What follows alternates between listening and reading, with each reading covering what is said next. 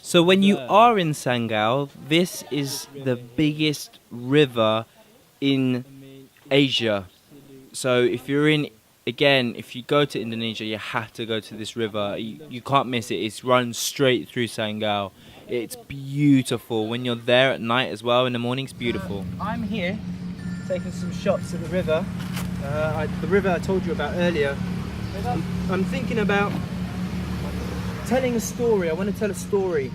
And that's what images are about. That's what good images are about. Great images. Because anyone can take a picture. You could be called a man with a cam.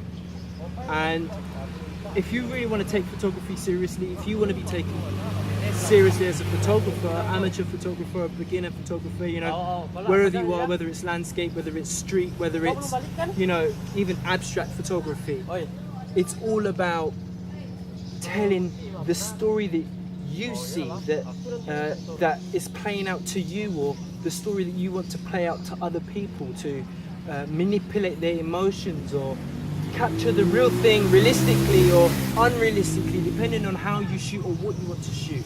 And it's great to capture all these different things, but again, it's about capturing that image you want.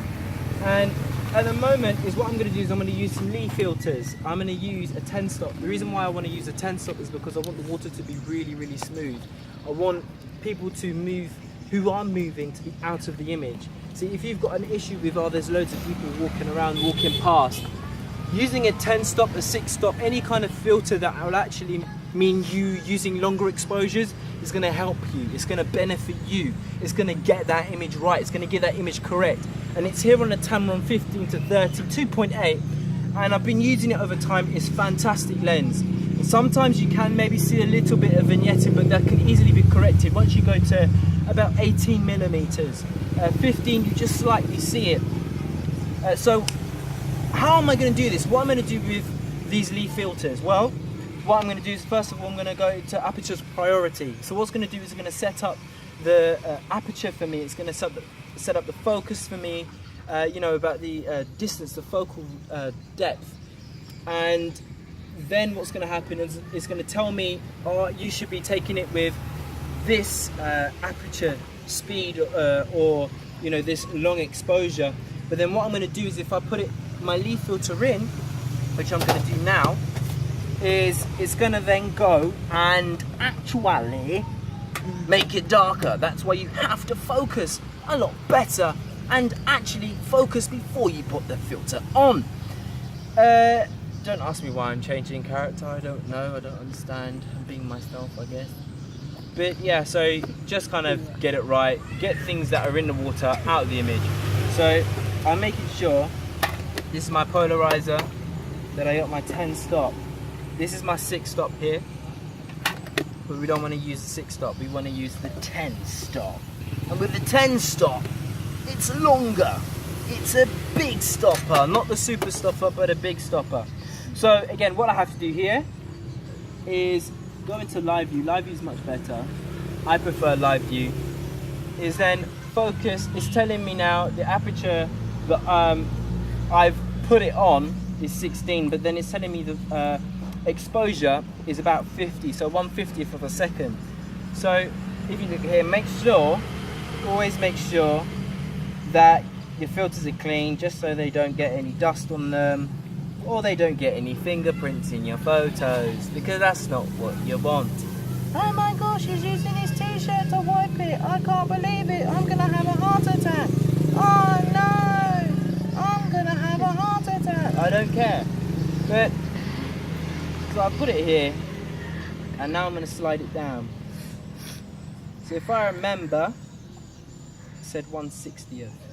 Now here I want to change this into black and white, because I think what I prefer is in taking a shot over here, is black and white is going to have more of a stronger story. So much more of a stronger story. It's going to really emphasize that moment, that emotion, that scene, that scenario, and that's what I want. That's what I want, you know. Here, if you haven't got wireless timer, use one of these. So much easier, so much cheaper. You can buy them on eBay. You can even go to the local shop. I got this one from Jessop's, and it's a Harnell one. I'm really sorry for my pronunciation of it. It's from Germany. I'm not German. I'm English. You know, after not being in the EU or anything like that, I don't know if I'm meant to care about how to pronounce it. But anyway, moving on from there. So, how to get that right exposure then, JIL Photography? How, Josiah? Tell me how. Well, here, it's in this one. It's not in this one. In here, if it's not in this one, then it's in the other one. It's here. This is really good. This actually comes with the leaf filters. It's the stopper range, so it kind of gives you an idea what to do. You can have some really good apps on there. If you download ND Grad, you can use it for iOS or Android. They still do the same thing. But if I'm going to do 1/50th of a second, it tells me the big stopper. It's around about 15 seconds. So I'm going to do a 15-second shot here. So what's going to happen is I'm going to now change it into manual. And you already have the option to do 15 seconds. So you do not need to put it in bulk mode. So please don't feel that, oh, if it's over 1 second and I have to go into bulk mode, if I'm using filters it has to be in bulk mode. No, because you have that option already. It's fine. It's okay.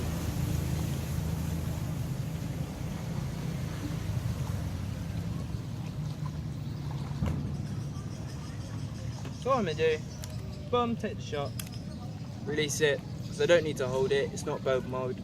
Bulk mode, you have to hold it. You have that special kind of thing. That not special, it's nothing special. It's just that option to hold it. Make sure you're on the lowest ISO possible, just to keep that sharp. Oh my gosh! Oh my gosh! This was the next day actually, and we were off somewhere secret, somewhere private. But I heard these noises, and we stood in Sangao in one of the houses. I saw these puppies, man, and oh my gosh! I mean, look at them. They're so soft. They're so cuddly. They were so happy. These dogs are wild, but all these wild dogs get provided for. You know, people take them as their own pets, or just look after them, and they just stay in one area. But oh my gosh, I mean, look how small, and you just want to squeeze them. You just want to squeeze them in a nice way. You know, when you might think something so cute that you want to eat it. Yeah, you can eat dogs. Some people in Indonesia do eat dogs, but no, I don't eat dogs. I had a dog myself, but oh, they're so cute. Look at them. Look at this one. Look at him. They were so brave to come out and say hello. Look, oh, you can hear them whinging and happy and just investigating. It was really sweet. Really, really sweet. So enjoy the puppies.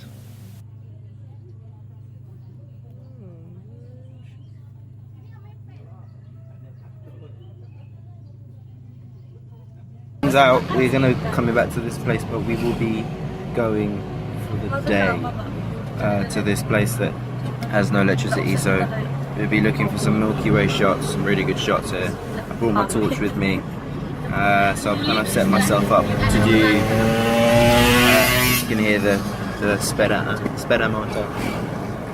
We are on our way. It takes about 4 hours to get there. That's how deep in the woods it is. Guns N' Roses, welcome to the jungle. So obviously, when it's 6 AM here, one massive struggle is when you're traveling in a country like this, you are prone to sweat like mad because it's very heavy. Especially if you're bringing all the bits and pieces. And the heat here is mad. Because in Kalimantan, West Borneo, it's Borneo, West Borneo. Keep getting it wrong. West Borneo. It's a lot hotter because it's on the equator line. So, yeah, we're just kind of, so it's heavy to lug around. If you're going to travel, really think about, maybe you could say this is where mirrorless is much better. we just had to stop because we just had to enjoy this view. Come on, beautiful. Just splendid. So this lovely place here, this little thing you see in the background is actually called Ting Ting. It's called Ting Ting, yeah, and it's in West Borneo, Kalimantan. If you're gonna go to Indonesia, this is one of the places you have to see. It's actually the second biggest stone, like mountain stone rock in the world. Noah's Ark. This is Indonesia's version. This is nice red and blue. This is where I live. This is my home. I've had this built before I was born. God knew. So then I just decided now it's time for me to move in. So, recore. So, it's nice, yeah? And if you stand the scale of it, it's pretty big. I mean, if there was a flood anytime soon, it'd be alright. Yeah. So we're going around here. Oh wow. Oh! I slipped there, but I'm okay. I'm alive. That's why you wear these boots. And there's a dog there. Don't want it to bite me, but it's cool. So this is it actually even bigger, close up, and it's a marvelous view. I have to say, if you had the Noah's Ark and in that house and you took a picture with that in the background, it really would emphasize the scale of what you're looking at. I cannot explain how big it is. I've taken pictures and you can look that up on my website, so go on my website, check it out. Here, whoa, I was amazed at just the colours. I mean, when you have a bunch of fruit together, it sounds really weird, I know, but when you have a bunch of fruit together, you see the colours, but here you just look at the scale. I mean, look at this. This, what I have in my hand, is a selak. It's snake skin, and they call it snake skin fruit. So there's loads of them there. But you got the grapes, you got the oranges. I mean, what you see down there looks like limes, but they're actually oranges. It just, you know, it's incredible. And this was on our journey back from the place. The only thing is unfortunately I haven't been able to get, you know, some of the footage, is because we just didn't have enough time. I mean, I was with other people as well, so I had to be courteous. That's the word, courteous with everybody else. But just kind of like, it's beautiful. If you want to see some of the images that I have taken from this journey, and even from the town with no electricity, you have to go on my website. Again, you have to go on my website, so check it out.